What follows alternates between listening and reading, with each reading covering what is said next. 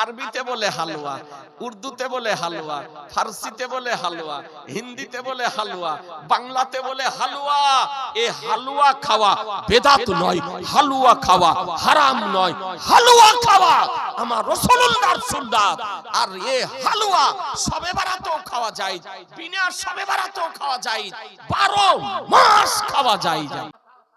বলছে হালুয়া খাওয়া চলবে না, হারাম। আচ্ছা, হালুয়া খাওয়া হাদিসে আছে না নাই? চলবে না চলবে না?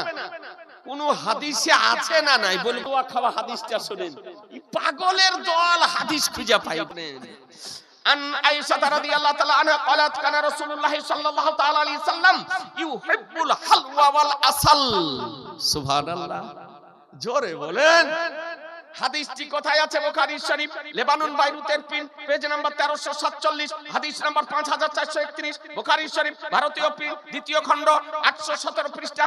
Muslim Sharif Lebanon বাইরুতের page number 610। Muslim Sharif ভারতীয় প্রথম খণ্ড 479 পৃষ্ঠা। মিশকাত শরীফ ভারতীয় পেজ নাম্বার 364। মুসনাদ আহমদ হাদিস নাম্বার 24316। এতগুলো হাদিস আছে। হাদিসটি পর বাংলা শুনেন। হযরত আয়েশা রাদিয়াল্লাহু তাআলা থেকে বর্ণিত, তিনি বর্ণনা করেন যে আমার রাসূলুল্লাহ সাল্লাল্লাহু তাআলা আলাইহি সাল্লাম হালুয়া আর মধু খেতে ভালোবাসতেন। কি খেতে? জোরে বলেন। হালুয়া আর মধু খেতে নবী আমার ভালোবাসতেন। আরবিতে বলে হালুয়া, উর্দুতে বলে হালুয়া, ফার্সিতে বলে হালুয়া, হিন্দিতে বলে হালুয়া, বাংলাতে বলে হালুয়া।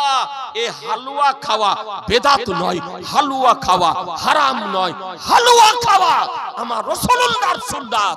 আর এই হালুয়া শবে বারাতেও খাওয়া যায়, বিনা শবে বারাতেও খাওয়া যায়, 12 মাস খাওয়া যায়।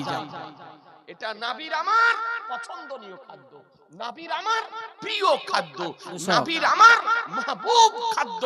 এ বেরাদারান ইসলাম, আপনাদেরকে বলতে চাই, কেউ ফরজ মনে করে না, ওয়াজিব মনে করে না, নবীর পছন্দনীয় খাদ্য মনে করে সুন্নি মুসলমান হালুয়া খায় মুসলমান। আজকে নীল গগনের নিচে জমিনের উপরে এমন কোন মা সন্তানের জন্ম দিতে পারেনি যে শরীয়তের আলোকে হালুয়া খাওয়াকে হারাম তো দূরের কথা নাজায়েজ প্রমাণ করতে পারে মুসলমান।